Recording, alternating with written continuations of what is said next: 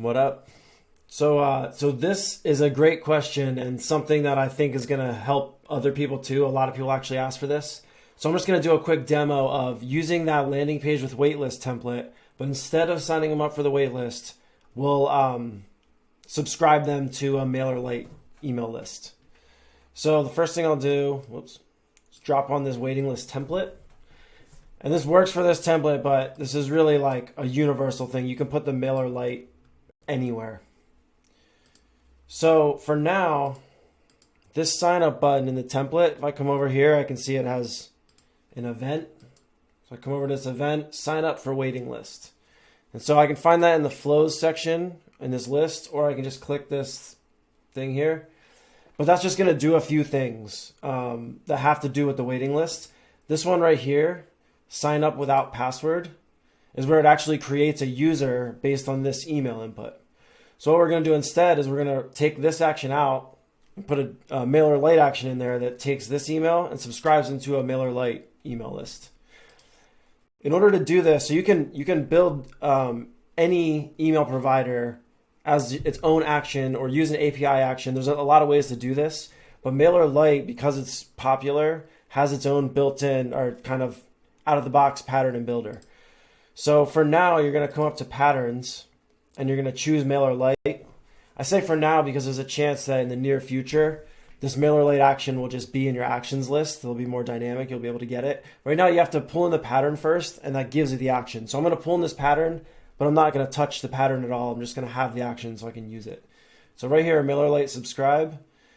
I just do import. You can call it anything that's just the workspace name.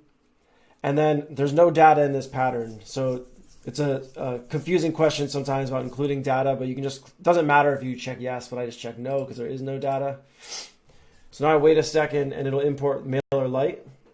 So here I'm in like the sample workspace. But you can see on this button, there's this event, demo, subscribe to Mailerlite, which is its own thing. So right here is a Mailerlite action. But I want to go back to my landing page. So I come over to pages. You can see workspace 1 was the default. That's where I dropped the landing page. Pulling in that pattern created this Mailerlite subscribe workspace. But now that it's here, it's basically just for this demo so you can see it. But I don't need to care about this anymore. So I'll just come back to the landing page. And then here, just come into this sign up. And again, just to go through this, if I'm clicked on this button over here, I can see it has, based on this little icon, I can see it has an event. So I go to the events tab, it might be on properties, you can go over to the events tab. I see it's the sign up for waiting list action on click of this event. So I'm going into this action, and instead of using this one here, I'm going to remove signing up because I don't need that. And I'm going to add an action. I'll just search for Mailerlite. And it's missing that icon, but I'll fix that after this video.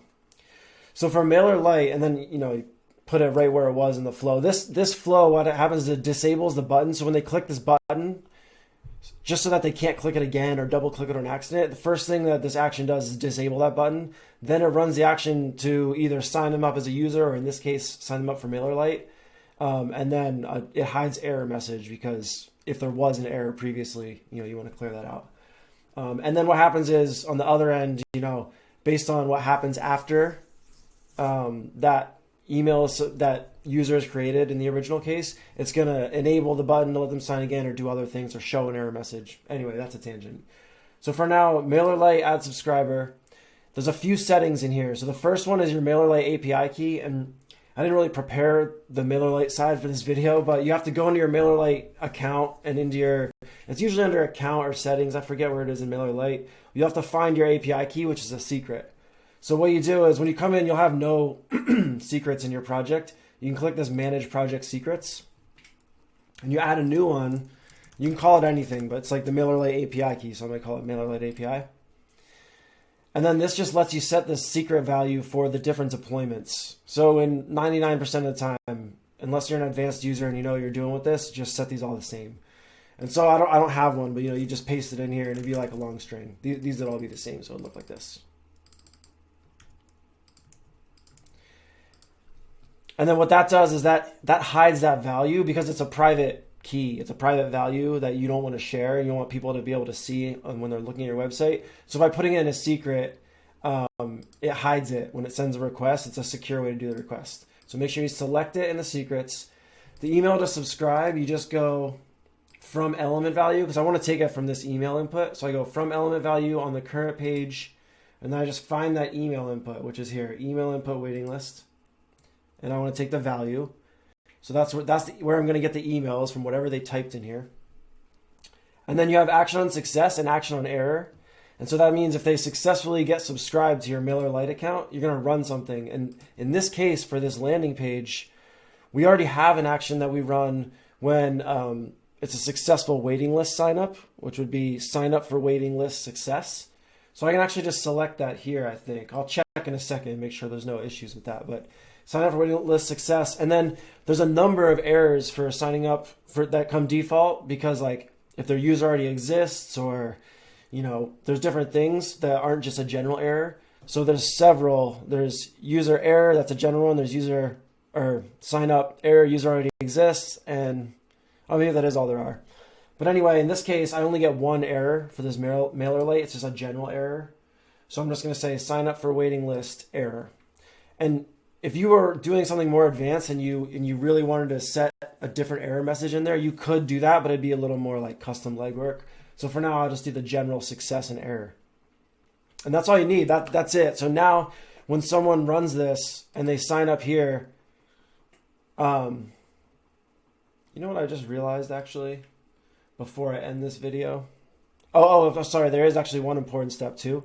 Right now, no, I did. I fixed that. So there's not. We're good. But one thing I just realized is, where is the...